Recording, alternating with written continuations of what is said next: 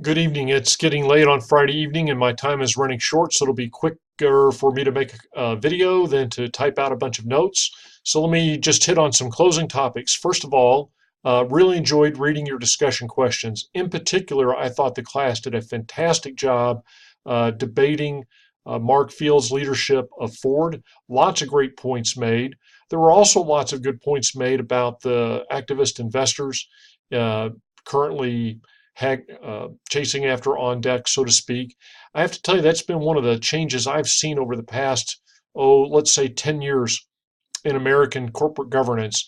There've always been activist investors, but they've really gotten active of late. And it was interesting for me to see what you all had to say. Uh, the only area for improvement I would mention is uh, some of you could have done well if you'd have delved into a little bit broader look at what activist investors tend to do, but nonetheless, it was very interesting to read those. Likewise, the STs on innovation, as a class, you did the best job I've ever seen because you got underneath the skin of the companies and talked about what was it about them that made them so innovative rather than just documenting the fact that they were innovative. So congratulations on that. I just got finished grading the video presentations on the board of directors for those that had to do that. And again, as a group, probably the best I've ever seen. Lots of great points. You did a better job than most of following the guidance that I had established. And Viola, the presentations were spot on. Let me make a few comments about BSG as a learning point, because I do hope more than anything you learned from BSG, and that's really the purpose of the presentation, was to make you dive into it. One of it is to say, nice job avoiding the price war.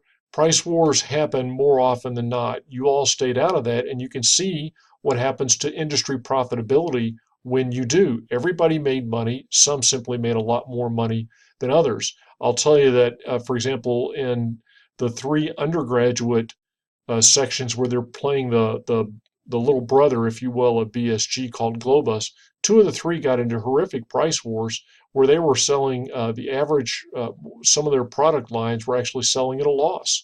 The price war was so intense. The second thing is, in a growing industry, advantage goes to the bold.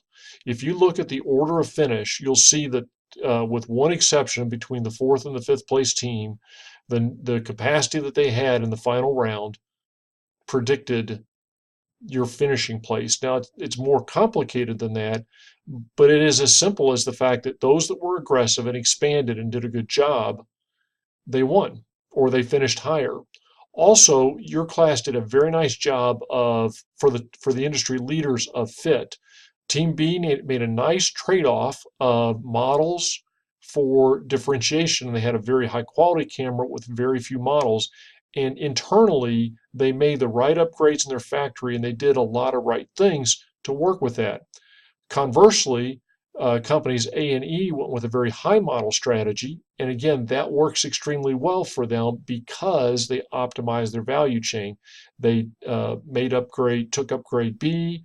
They really focused on trying to grow scale. And because of that, the three cheapest cameras to produce, when all was said and done, was teams A, B, and E, even though they both had very positive elements of differentiation built into them.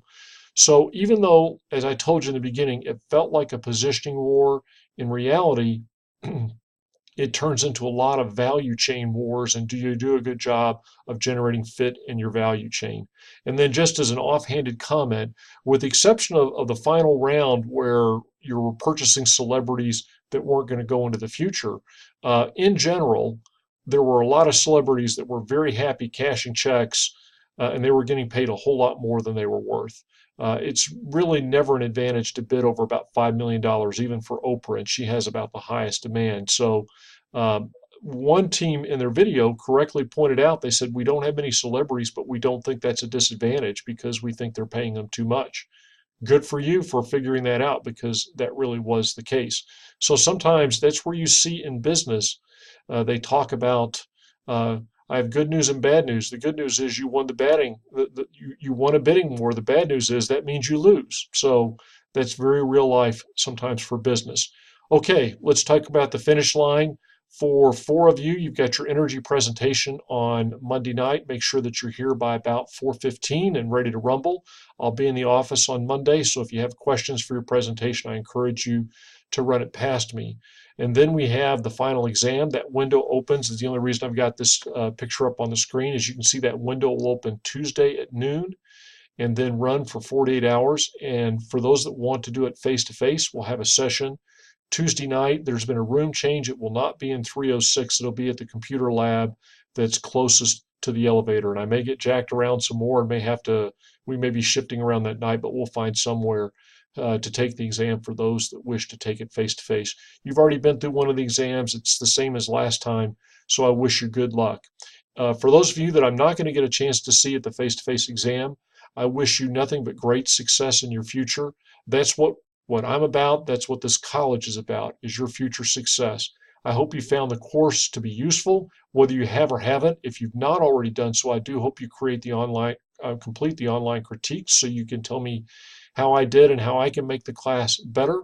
And just know that in the future, if you think I can play a role in helping you succeed, just give me a shout. I'm there for you. See you soon.